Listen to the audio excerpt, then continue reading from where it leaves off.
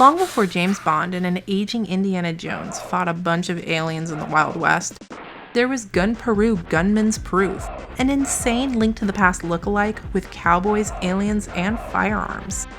The perfect diversion for players who thought Zelda's pacing was bogged down by all that puzzle solving, and secretly wanted to expedite the adventure by chewing through Ganon's minions with a machine gun. Gunman was developed by Lenar, a relatively forgettable company who was responsible for the infamous NES dud, Deadly Towers. But while Gunman's Proof was fun, in every way that Deadly Towers wasn't, releasing a new Super Famicom title in January of '97 was horrendous timing, to say the least. Gunman's Proof hit shelves the same month as Square's critically successful PlayStation phenomena, Final Fantasy VII. Lenar was unable to earn enough revenue to stay in business, making this quirky gun-toting Zelda clone the developer's best and final endeavor. While playing Gunman's Proof, you assume the role of an ugly, unnamed child, regularly beaten up by his abusive father, and not so regularly body snatched by intergalactic space rangers. When a meteor crashes to Earth and aliens invade a small island off the west coast of 1880s-era North America, it falls to you, as Space Sheriff Zero, to take control of the ugly kid's body and clear out the monstrous demi-seeds from 8 distinctively Western-themed dungeons. Throughout Gunman, you'll explore appropriately exotic locales, such as the abandoned mine shaft, haunted ghost town, and overgrown Mayan ruins. Survive these, and the final dungeon throws you a nostalgic boss run before ending with a climactic showdown against the big boss alien, Demi himself. Despite the uncanny visual similarity to A Link to the Past, Gunman's Proof plays a lot more like a top-down action title than a traditional adventure game.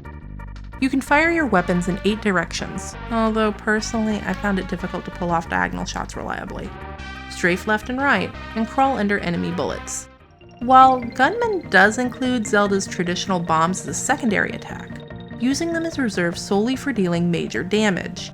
A couple well-aimed explosives is usually all it takes to insta-kill most boss enemies. Seriously, bombs are a valuable commodity. Don't waste them on grunts or corridors. There are absolutely no hidden passages or secrets to be found. Even overworld chests are kept to an absolute minimum.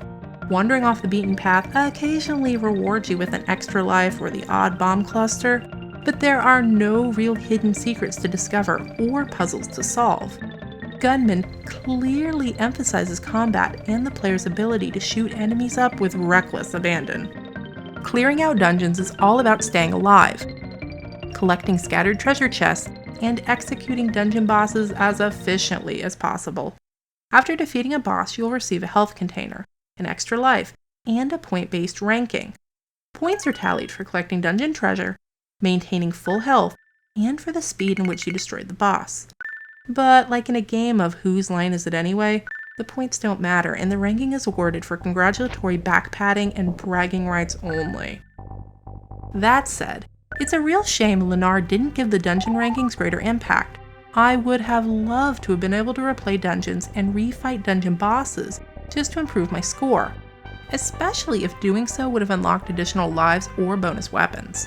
As it was implemented, the scoring just feels haphazardly tacked on. But that's a minor complaint when the rest of the game is just so mindlessly entertaining, if somewhat shallow. As you vanquish dungeons, the weapon merchant in Bronco Village will teach you how to wield bigger and better munitions. A varied arsenal of historically inaccurate weaponry, including machine guns, Uzis, rocket launchers, and flamethrowers, will eventually be at your disposal. Other gurus scattered across the overworld impart their knowledge of plot-crucial special abilities, such as the cool jump that sends you flying up waterfalls. Unfortunately, there's no weapon selection in the menu screen. Juggling equipment is handled entirely through random enemy drops. Your default attack is a pistol, but every demi-seed you kill has a varied chance of dropping a weapon upgrade, a rotating icon that shuffles through your unlocked weapon abilities.